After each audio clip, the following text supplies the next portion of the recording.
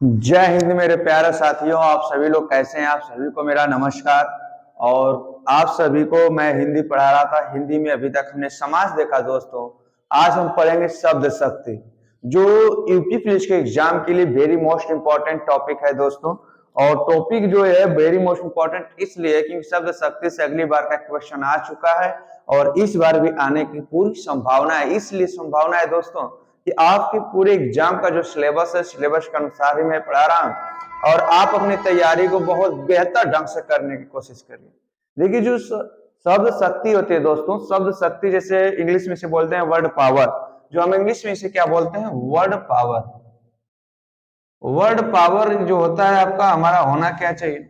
लेकिन word power यानी शब्द शक्ति के बारे में जानने से पहले आप सभी लोग का दस्तगीर बिट्टू सर के चैनल में स्वागत है। और आप यहाँ पर लाइव सेशन देख रहे हैं। ये बिट्टू सर के तरफ से आपको फ्री यूट्यूब प्रोसेस दी जाती है जिससे सभी बच्चे आपके अच्छे अच्छे कर सकें। ठीक है, तो यहाँ पे देखिए शब्द शक्ति में हुआ क्या। हिंदी के रीतिकालीन आचार्य चिंतामणि ने लिखा है किसके बारे में, शब्द शक्ति के बारे में। जो चिंतामणि थे, कौन, आचार्य चिंतामणि ने लिखा, जो सुन पढ़े सो शब्द है, समझे पढ़े सो अर्थ। अर्थात इनका कहने का मतलब ये था, शब्द शक्ति के अर्थात में कह रहे हैं कि जो सुन पढ़े सो शब्द है, मतलब जो सुनाई देता है हमें वह शब्द है। सो मुझे परे स्वार्थ, और उसका जो अर्थ समझ जाता है मतलब वो क्या हो जाए, शब्द शक्ति हो जाता है, शब्द हो जाता है। यानी जो सुन पड़े सो शब्द है, जो समझे पड़े सो अर्थ। जो सुन पड़े वह सब शब्द है, जो समझ में आवे वह उसका अर्थ है। जैसे कहते हैं ना, कुछ लोग कहते तो मतलब हमके समझ में आवत ना कि तू कहल का चाहत हुआ। अरे मतलब पहले पूरी बतिया तो सुना। मतलब सुनने के बाद शब्द का ज्ञान होगा। शब्द जब समझ जाएंगे, सुन लेंगे शब्द, तो जब उसे समझ लेंगे तो वो उसका अर्थ होगा दोस्तों। ठीक है दोस्तों, फिर कह रहा है कि शब्द से अर्थ का बोध करने वाली शक्ति, मतलब जब शब्द से जो शब्द है उसका अर्थ जब समझ में आ जाए तो उसी को हम क्या कहते हैं, शब्द शक्ति कहते हैं। और शब्द शक्ति को संक्षेप में क्या कहते हैं, शक्ति कहते हैं, वृत्ति कहते हैं, व्यापार कहते हैं। आपके एग्जाम में आएगा दोस्तों कि निम्न में शब्द शक्ति का संक्षिप्त रूप क्या है। ध्यान देखना मेरे दोस्तों, मेरे प्यारे भाइयों, संक्षिप्त रूप तो क्या है पूछेगा क्वेश्चन में, तो आपको पहले क्या दे देगा, शक्ति, वृत्ति, व्यापार जैसे पूछेगा। शब्द शक्ति का संक्षेप क्या है, और पहला ऑप्शन ए दे देगा आपका शक्ति, बी ऑप्शन दे देगा आपका वृत्ति, सी ऑप्शन आपका दे देगा व्यापार, और डी ऑप्शन दे देगा इनमें से चाहे एक लास्ट ऑप्शन सभी। ठीक, अगर एग्जाम में क्वेश्चन आए दोस्तों, कहे कि शब्द शक्ति का संक्षेप क्या है, तो अभी मैंने बताया कि शब्द शक्ति का संक्षेप क्या है, शक्ति है, वृत्ति है, व्यापार है। तो इसमें कौन सा ऑप्शन सही हो जाएगा दोस्तों, ये बात याद रखना, जो सभी वाला ऑप्शन है वो क्या हो जाएगा, सही हो जाएगा मेरे भाई। इस पॉइंट को याद रखना दोस्तों, मैं जो पढ़ा रहा हूं उसे बहुत ही अच्छे से पढ़ना। लेकिन जो शब्द शक्ति होती है, शब्द शक्ति के 3 भाग होते हैं। और 3 भाग कौन कौन होते हैं दोस्तों, वेरी मोस्ट इंपॉर्टेंट, एग्जाम में आ चुका था कि शब्द शक्ति के कितने भेद हैं। तो शब्द शक्ति के 3 भेद हैं। पहला हो गया अभिधा, दूसरा हो गया लक्षणा, तीसरा हो गया व्यंजना। अभिधा का अर्थ जो होता है वो होता है मुख्य शब्द से, जो मुख्यार्थ शब्द होता है दोस्तों उसी से उसका अभिधा का होता है। और संक्षेप रूप में अभिधा का जो अर्थ है, ध्यान से अगर पूछे कोई अभिधा का अर्थ क्या है, तो अभिधा का जो अर्थ है दोस्तों, इसका मतलब नाम होता है। अभिधा का जो अर्थ होगा वो क्या होगा, नाम होगा। किसी व्यक्ति का, किसी जाति का, किसी द्रव्य का नाम अगर लिया जाएगा तो समझना उस नाम में जो वाचक शब्द होगा, वाचक मतलब जो हम बोल रहे हैं शब्द, जो नाम वाला शब्द होगा वो क्या होगा, अभिधा होगा। जैसे मैंने बोल दिया दोस्तों बैल खड़ा है, इसी में मैंने बोल दिया बैल खड़ा है, अगर पूछ दे कि बैल खड़ा है, जैसे में, देखना ध्यान से, जैसे में बैल खड़ा है, बैल खड़ा है, इसमें वाचक शब्द क्या है? वाचक शब्द अगर पूछेगा तो कौन खड़ा है, एक प्रकार से अविधा का जो मुख्य अर्थ होता है एक संकेतिक रूप होता है, संकेत करता है, संकेत करता है, मतलब एक संकेतिक अर्थ प्रकट करता है, यानी कि मुख्यार्थ का जो बोध होता है, जो मुख्यार्थ का बोध होता है, जो मुख्य अर्थ का जो बोध कराता है, अर्थात एक संकेत की तरफ दर्शाता है, तो समझ जाना वो क्या हो जाएगा, अभिधा हो जाएगा। एक प्रकार से संकेतिक भाव, संकेतिक शब्द भी इसे कहते हैं, संकेतिक शब्द, संकेतिक शब्द। ध्यान देखना दोस्तों, जो मैं पढ़ा रहा हूं आपका वेरी मोस्ट इंपॉर्टेंट है, आपसे पूछेगा एग्जाम में। मैंने बता दिया कि शब्द शक्ति के 3 भाग होते हैं, अभिधा, लक्षणा, व्यंजना। लेकिन अभिधा जो होता है, अभिधा मुख्यार्थ का बोध करता है, मुख्य अर्थ का बोध करता है, और अभिधा का जो अर्थ होता है वो नाम होता है, और ये एक सांकेतिक शब्द को दर्शाता है। इसने किसको सांकेतिक किया है दोस्तों?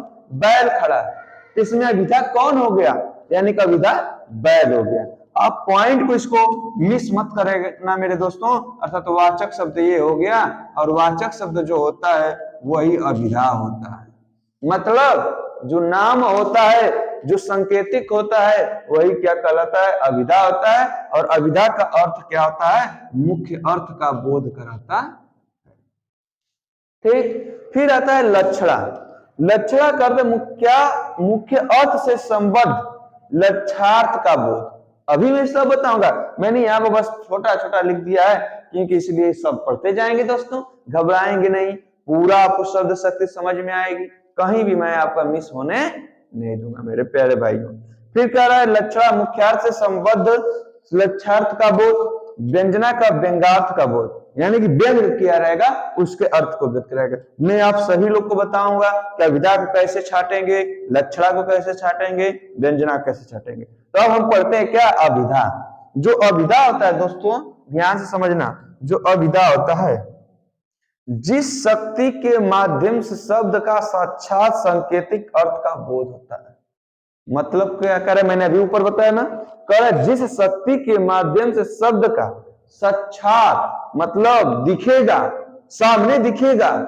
मैंने कह दिया मैं पढ़ा रहा हूं, कौन पढ़ा रहा है आपके सामने, कौन पढ़ा रहा है, मैं पढ़ा रहा हूं ना, यानी कि बिट्टू पढ़ा रहा है, मतलब कौन पढ़ा रहा है भाई, बिट्टू पढ़ा रहा है। मेरा नाम आ गया तो मैं किस में आ जाऊंगा, अभिधा में, और मुख्य अर्थ का बोध, मतलब पढ़ाने का काम कौन कर रहा है, मैं कर रहा हूं ना, जब मैं कर रहा हूं तो ये अभिधा में आ गया, और अभिधा का सीधा अर्थ होता है नाम।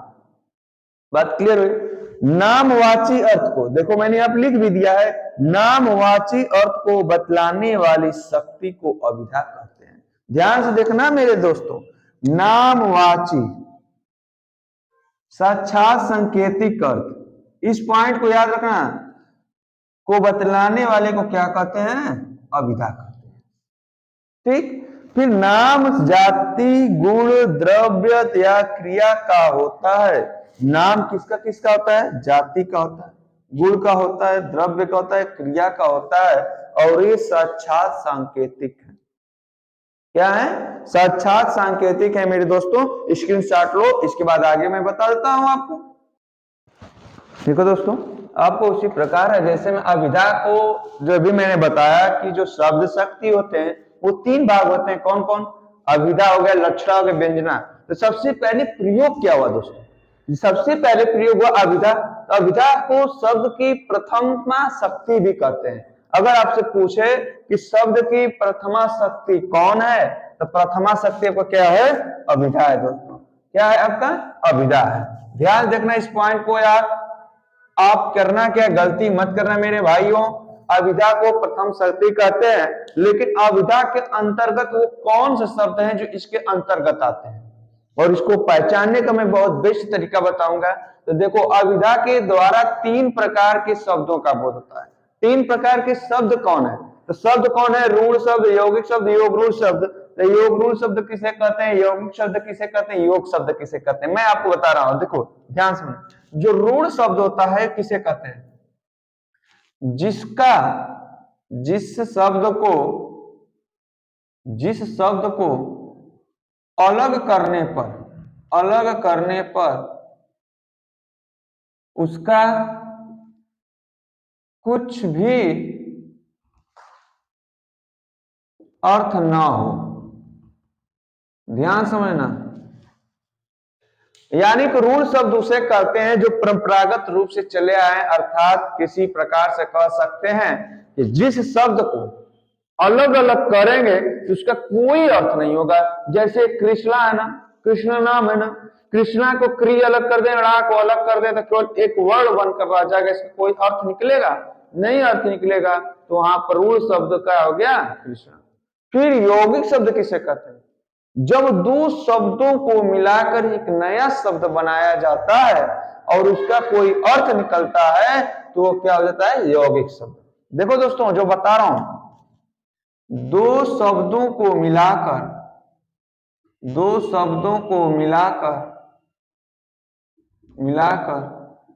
अन्य शब्द बनता है जिसका अर्थ हो, वह क्या कहता है? यौगिक शब्द। जैसे पाठ धनशाला, यानी पाठ मतलब क्या होता है? पढ़ना, और शाला मतलब घर, यानी पढ़ने का घर, यानी कि क्या? पाठशाला। निकला कि नहीं एक शब्द? यानी कि पाठ का भी अंतर निकला, शाला का भी शब्द निकला। शाला मतलब घर समझिएगा, वो शाला को मत समझ लीजिएगा, जो हमारे पत्नी का भाई होता है उस शाले को मत समझिएगा। यानी कि यहाँ पर शाला का मतलब घर का है। फिर योग शब्द कह सकते हैं ऐसा शब्द जो दो शब्दों से मिलकर बना हो, लेकिन जब इनको अलग किया जाता है तो उसका केवल एक ही मतलब निकलता है। जिसके एक दो शब्दों से बना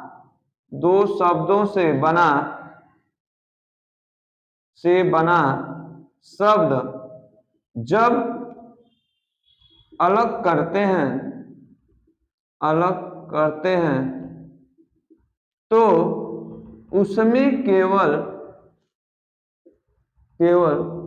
एक शब्द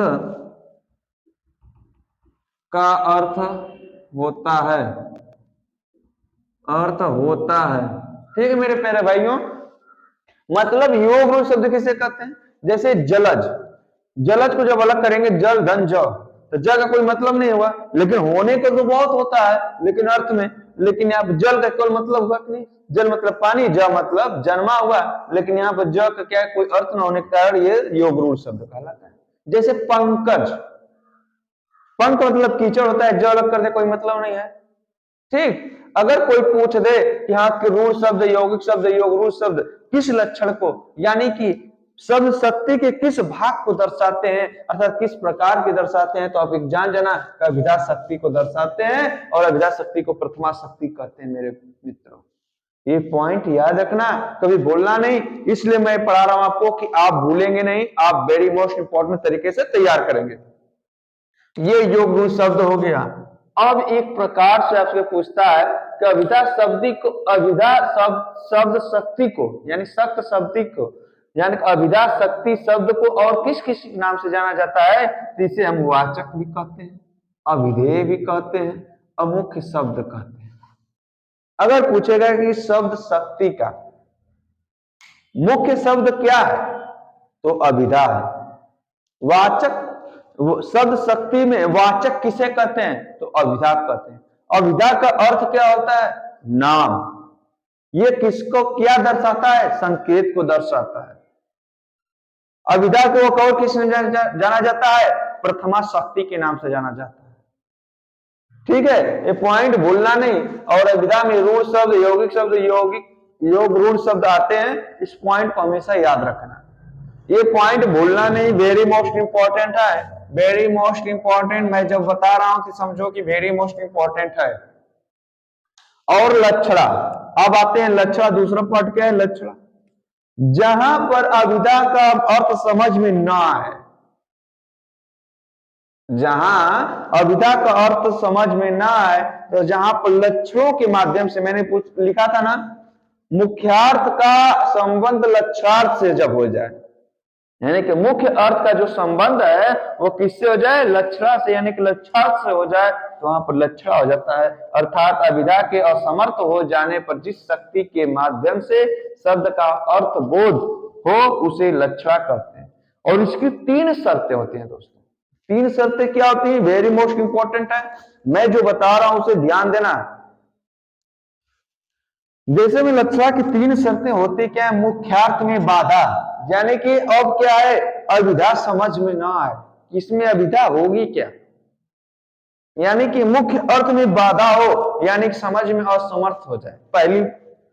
फिर दूसरा, मुख्यार्थ और लक्षार्थ में संबंध, मतलब कहने का मतलब मुख्य अर्थ और उसके लक्षण दिख रहे हैं, अगर इन दोनों में जब संबंध आ जाए तो समझ जाना कि क्या है, यहाँ पर लक्षणार्थ है। लक्षणार्थ है तो वहां पर लक्षणा संबंध। फिर क्या कहते हैं, रूढ़ी या प्रयोजन। रूढ़ी का मतलब क्या होता है, प्रयोजन का मतलब, जैसे रूढ़ी का मतलब ये होता है दोस्तों, जो हमारे पूर्व यानी कि पास्ट में जो घटना हो चुकी रहती है उसे हम रूढ़ी कहते हैं, अर्थात जो प्रयोग किए रहते हैं। जैसे गांठ, जैसे हम कहते हैं कि मेरे आते ही वो 9 2 11 हो गया।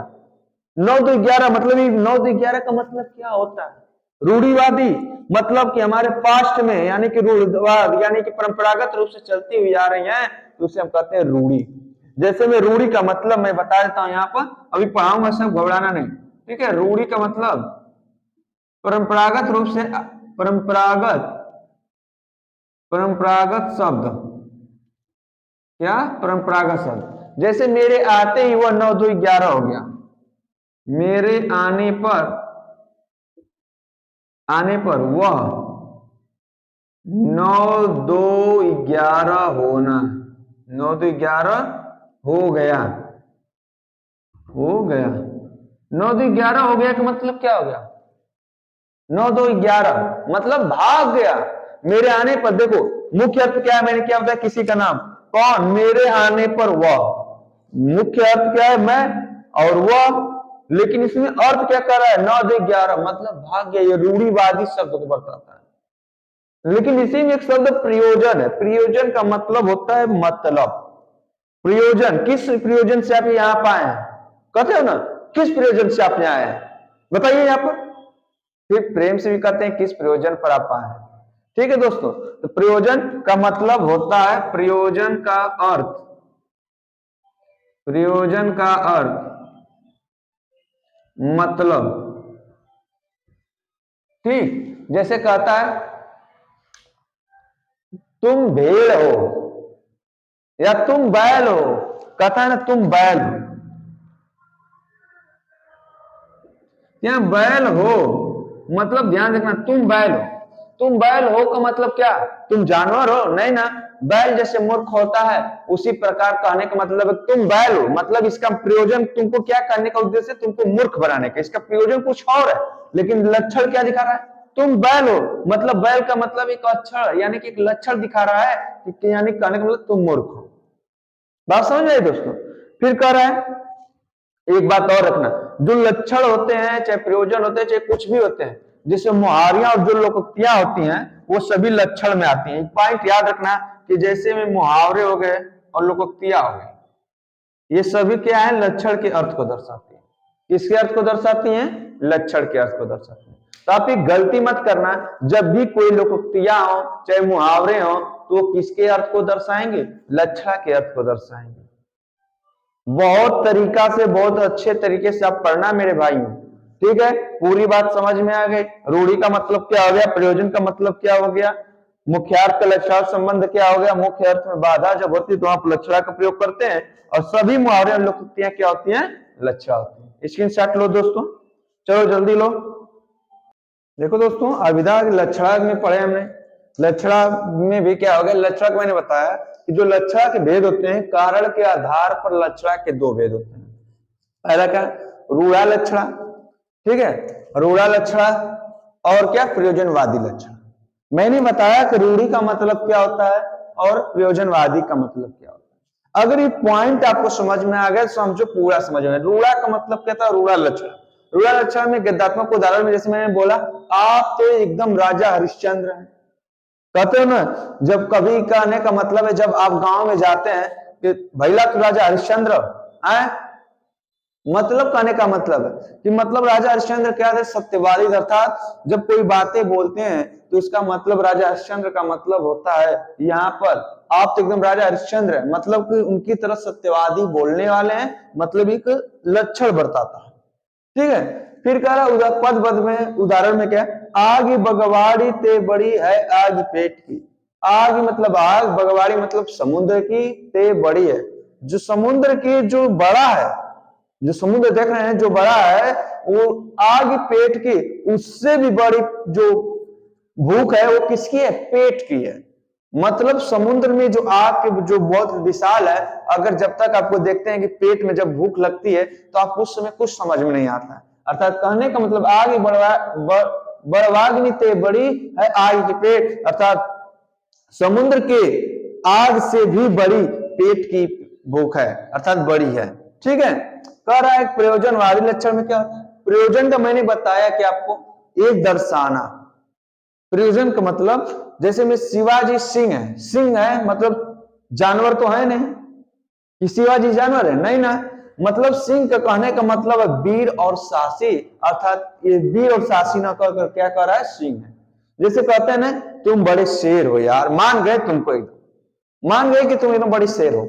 ठीक है, तो उसका लड़का शेर है, शेर का मतलब होता है निडर, मतलब किसी कार्य को साहस पूर्वक करना। दोस्तों अगर मेरी बात समझ में आ रही हो दोस्तों तो आपका ये भी हक बनता है, अगर मैं आपके लिए कुछ कर रहा हूं तो आपका भी हक बनता है मेरे लिए करिए।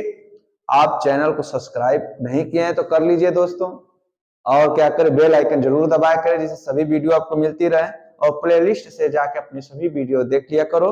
और देखो हम लोग क्या है, ड्यूटी के साथ साथ भी आपको समय देते हैं, और जो होता क्या है कि हम लोग से जितना संभव हो सकता है, मुझसे जितना संभव होता है, मैं सोचता हूँ कि मेरी तरफ से आप सभी लोग को क्या करे, कुछ न कुछ मिलता रहे। तो मैं अपनी कोशिश बरकरार रखता हूं, तो आप भी अपनी कोशिश बरकरार रखो दोस्तों, और जो नए हैं वो चैनल को सब्सक्राइब करें और अपने दोस्तों को शेयर जरूर करें और सब्सक्राइब करवाएं।